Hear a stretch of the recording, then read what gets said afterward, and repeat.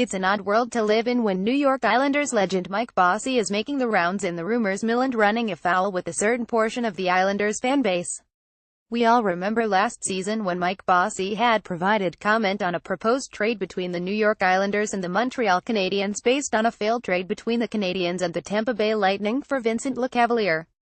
The Lecavalier trade was Carey Price, Max Pacioretty, PK Subban and a first-round pick. When asked by the show's host about how a trade like that could work now with John Tavares instead of Lecavalier, what would the Haps have to give up? It wasn't Mike Bossy busting down the door with a random hot take that he absolutely needed to get off his chest.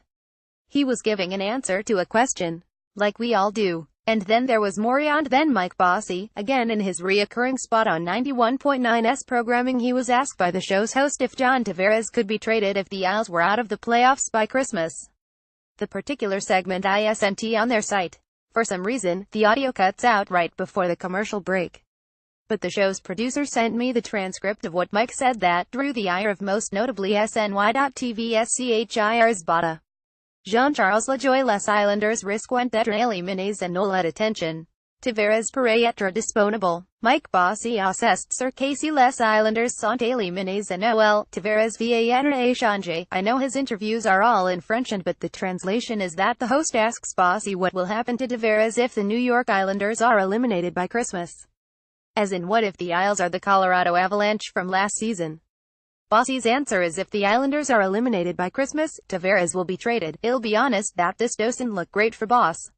He's sure that if the Islanders are absolutely terrible this season and well out of it and essentially officially eliminated from the playoffs, Tavares will be traded. Will be. That's tough to hear for all of us still holding out hope. But then again, Chris Bada's take was about as sensationalist as he thought Bossy was.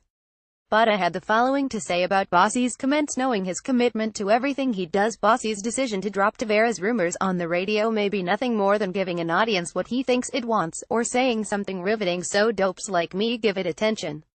Bossy started no such rumor. He was merely answering a question with his honest opinion, which he's entitled to do. But as a club ambassador, Bossy that is, has to understand that his word on team matters can be seen as having knowledge of the situation.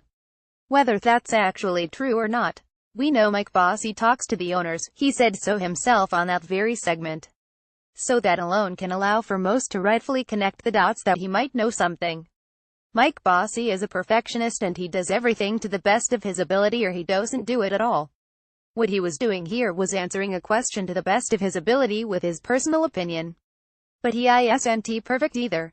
I don't think he should stop speaking on matters relating to the team. I like hearing Mike talk about the Isles. It means he might start talking about the good old days, which he does from time to time. But he needs to see how his role with the club could add weight to the words he uses. The takeaways: there's always something to be said about the context of a quote, and sports media is a fickle beats even for a legend like Mike Bossy.